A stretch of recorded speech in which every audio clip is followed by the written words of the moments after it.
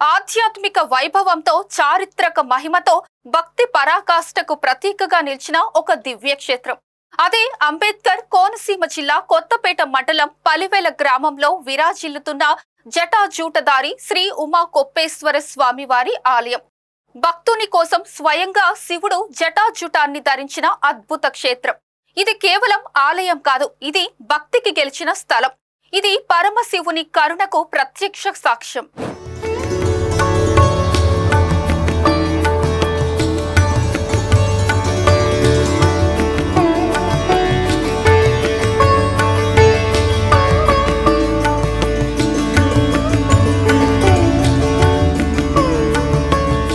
పూర్వం ఈ క్షేత్రంలో సేవలందిస్తున్న ఒక పూజారి తన తప్పును కప్పిపుచ్చుకునేందుకు రాజుతో ఒక అబద్ధం చెప్పాడు. స్వామివారి లింగానికి జుత్తు ఉంది మహారాజా అని చెప్పేశాడు. రాజు ఆశ్చర్యపోయాడు. నేనే వచ్చి దర్శించి నిజనిజాలు తెలుసుకుంటాను, అబద్ధమైతే శిరఛేదనం తప్పదు అని హెచ్చరించాడు. భయంతో వణికిన ఆ పూజారి చివరకు శివుని సన్నిధిలో మోకరిల్లాడు. స్వామి, నా ప్రాణం మీ చేతుల్లోనే ఉంది అని ఆర్తిగా మొరపెట్టుకున్నాడు. భక్తుని ప్రాణం కాపాడటానికి పరమశివుడు స్వయంగా లింగంపై జటాజూటాన్ని ప్రదర్శించాడు. రాజు దర్శనానికి రాగా శివలింగ అగ్రభాగంలో చతురస్రాకార జటాజూటం స్పష్టంగా కనబడింది. రాజు నమస్కరించాడు. పూజారి ప్రాణం నిలిచింది. ఆ రోజు నుంచి ఈ స్వామి కొప్పులింగేశ్వరుడు జటాజూటదారిగా ప్రసిద్ధి చెందాడు. ఇలాంటి జటాజూటంతో ఉన్న శివలింగం ప్రపంచంలో ఎక్కడా లేదని వేద పండితులు చెప్పుకుంటారు. లింగేశ్వర స్వామి ఆలయంలో మనం ఉన్నాము. శ్రీ ఉమా కొప్పలింగేశ్వర స్వామి ఆలయం డాక్టర్ బిఆర్ అంబేద్కర్ కోనసీమ జిల్లా కొత్తపేట మండలం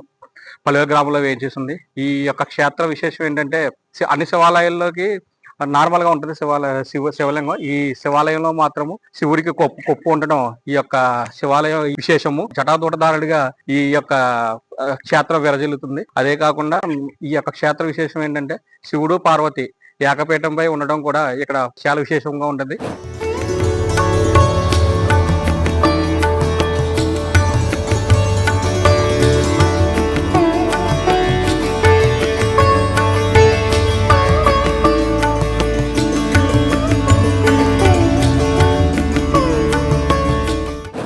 ఇక్కడి మహిమ అంతటితో ముగియలేదు. ఈ క్షేత్రం మరొక అద్భుతాన్ని తనలో దాచుకుంది.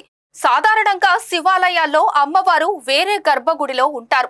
కానీ ఇక్కడ విశేషం ఏంటంటే, ఉమా మహేశ్వరులు ఒకే పీఠంపై కొలువై ఉన్నారు.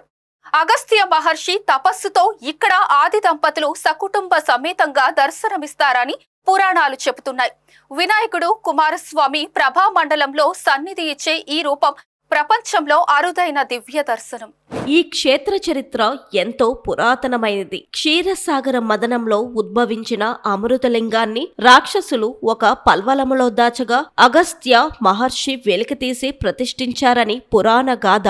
అదే పల్వలము నేటి పలివేలగా రూపాంతరం చెందింది. తూర్పు చాళుక్య రాజు రాజరాజ నరేంద్రుడు ఈ ఆలయ అభివృద్ధికి కృషి చేశాడు. కాకతీయుల కాలంలో ప్రతాపరుద్రుడు కూడా సేవలందించాడు. మహాకవి శ్రీనాథుడు తన కాశీఖండం భీమఖండాల్లో ఈ స్వామిని కొప్పయ్య అనే స్తుతించాడు. 4 ఎకరాల విస్తీర్ణంలో 2 ప్రాకారాలతో నిర్మితమైన ఈ దేవాలయం చాళుక్య రెడ్డి రాజుల వాస్తుశైలిని ప్రతిబింబిస్తుంది. వర్షాకాలంలో గర్భగుడిలో నీరు నిలబడడం కూడా ఒక విశేషం. వినాయకుడు, వీరభద్రుడు, సుబ్రహ్మణ్య స్వామి, కాలభైరవుడు వంటి ఉప ఆలయాలు భక్తులకు దర్శనమిస్తాయి. ప్రతి సంవత్సరం కళ్యాణ మహోత్సవాలు, రథోత్సవం ఘనంగా నిర్వహిస్తారు. మహాశివరాత్రి రోజు స్వామివారి దర్శనం పొందితే సకల పాపాలు హరిస్తాయని భక్తుల నమ్మకం. ఇప్పటికీ ఈ ఆలయం పురావస్తు శాఖ పర్యవేక్షణలో ఉంది. శ్రీపల్వలపురావాసం భక్త సంసేవ్య విగ్రహం భక్తాభీష్ట ప్రదాతారం కొప్పులింగం నమామ్యహం. స్కాంద పురాణంలో ఈ యొక్క పలివెల క్షేత్రం గురించి చాలా గొప్పగా వివరించబడింది. పూర్వం ఈ క్షేత్రాన్ని పల్వలపురము అని పిలిచేవారు. ఈ పల్వల క్షేత్రంలో అగస్త్య మహర్షి వారు తపస్సు చేశారు. కాశీ నుండి విడిచిపెట్టి ఈ దక్షిణ పదానికి వచ్చినటువంటి అగస్త్య మహర్షి వారు ఈ ప్రాంతంలో తపస్సు చేసి పరమేశ్వరుణ్ణి సాక్షాత్కరింపజేసుకున్నారు. మరొక ఆశ్చర్యకరమైనటువంటి విషయం ఏమిటి అంటే, ఆయన ఒక విచిత్రమైనటువంటి కోరిక కోరారు పరమేశ్వరుణ్ణి. అయ్యా పరమేశ్వర, నేను నీ వివాహాన్ని చూడలేకపోయాను, అందువల్ల నువ్వు అమ్మవారితో కలిసి ఇక్కడ ఏకపీఠం మీద కళ్యాణ దంపతుల కింద దర్శనం ఇవ్వాలి అని కోరుకున్నారు. అయితే అప్పటికి కార్తికేయుడు గణపతి జననం కూడా జరగడం వల్ల అమ్మవారు, ఈశ్వరుడు, గణపతి, సుబ్రహ్మణ్యేశ్వరుడు నలుగురు కూడా ఏకపీఠం మీద స్వయంభూమూర్తులుగా ఒకే పీఠం మీద శివ పరివారంగా వెలిసినటువంటి క్షేత్రం పలివెల క్షేత్రం. అందువల్ల ఈ క్షేత్రాన్ని శివ పరివార క్షేత్రము అని కూడా పిలుస్తారు. లలితా సహస్రనామంలో కుమార గణనాథాంబాయి నమః అని అమ్మవారికి ఒక పేరు. అమ్మవారు పక్కన గణపతిని ఇటు సుబ్రహ్మణ్యేశ్వర స్వామిని ఇద్దరిని కలిగి ఉంటారు ఈ క్షేత్రంలో. ఇక్కడ అమ్మవారిని దర్శనం చేస్తే లలితాదేవిని దర్శనం చేసినంత ఫలితం వస్తుంది అని శ్రీచక్ర మేరు యొక్క సాక్షాత్కారం ఇక్కడ అమ్మవారిలో జరిగింది అక్కడ అగస్త్య మహర్షికి అని మనకి స్కాంద పురాణంలో చెప్తారు. అందువల్ల ఇది మహిమాన్వితమైనటువంటి క్షేత్రం. పరమేశ్వరుడు అంటాడు అగస్త్య మహర్షితో, ఈ క్షేత్రాన్ని కనుక నువ్వు వచ్చి దర్శనం చేసి ఇక్కడ కనుక నివాసం చేస్తే 3 రోజులు నీకు కాశీ క్షేత్ర నివాస ఫలితం ఇస్తానయ్యా అని చెప్తాడు. అందువల్ల పర్వదినాలకి కూడా ఇక్కడ అగస్త్య మహర్షి వారు వచ్చి పరమేశ్వరుని దర్శనం చేస్తారని కూడా మనకి శాస్త్ర ప్రమాణంగా కనిపిస్తున్నది. అందువల్ల ఇది కోనసీమకంతటికి కూడా మరొక కాశీ క్షేత్రంగా పరివడిల్లింది. అంతటి గొప్పదైనటువంటి క్షేత్రం ఇది. తరువాత కాలంలో అర్చకుడిని కాపాడడం కోసం, అర్చకుడి మీద పడినటువంటి ఆ నిందల్ని తప్పించడం కోసం పరమేశ్వరుడు సాక్షాత్తుగా తన శిరస్సు మీద కొప్పు దాల్చి ఆ కొప్పు ధరించి స్వామివారు కొప్పులింగేశ్వర అని పిలువబడ్డారు. అంటే కలియుగంలో తాను ఇంకా నేను ఉన్నాను అని ప్రజలందరికీ కూడా తెలియజేయడానికి స్వామివారి యొక్క క్షేత్రమునందు తన మహిమల్ని ఇప్పటికీ కూడా చూపిస్తున్నారు. అంతటి గొప్పదైనటువంటి శైవ క్షేత్రం చాలా పురాతనమైనటువంటిది. పల్వలపురం చాలా పురాతనమైనటువంటి పట్టణాల్లో ఇది ఒకటి అని కూడా మనకి చారిత్రక విషయాల ద్వారా తెలుస్తున్నాయి. అందుకనే రాజరాజ నరేంద్రుడు మొదలుపెట్టి చాళుక్య భీముల దగ్గర నుండి, అలాగే కాకతీయ ప్రతాపరుద్రుడి దగ్గర నుంచి, రెడ్డి రాజుల దగ్గర నుంచి అందరూ కూడా ఈ క్షేత్రాన్ని దర్శించారు. ఈ క్షేత్రాన్ని పునర్నిర్మాణం చేశారు. అంత గొప్పదైనటువంటి పలివెల క్షేత్రం. ఇక్కడ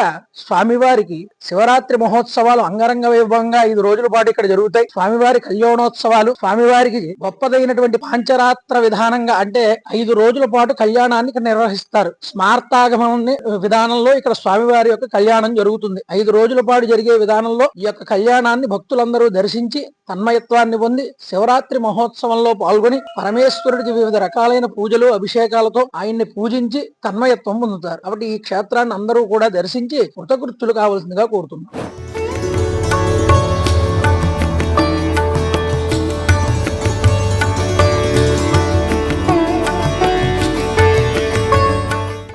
కోసం జటాజూటం ధరించిన పరమశివుడు ఏకపీఠంపై సకుటుంబ సమేతంగా దర్శనమిచ్చే ఆది దంపతులు. చరిత్ర, శిల్పకళ, పురాణ గాథల సమ్మేళనం. ఇలాంటి దివ్యక్షేత్రాన్ని ఒక్కసారి అయినా దర్శిస్తే జన్మ ధన్యమవుతుంది. ఓం నమః శివాయ.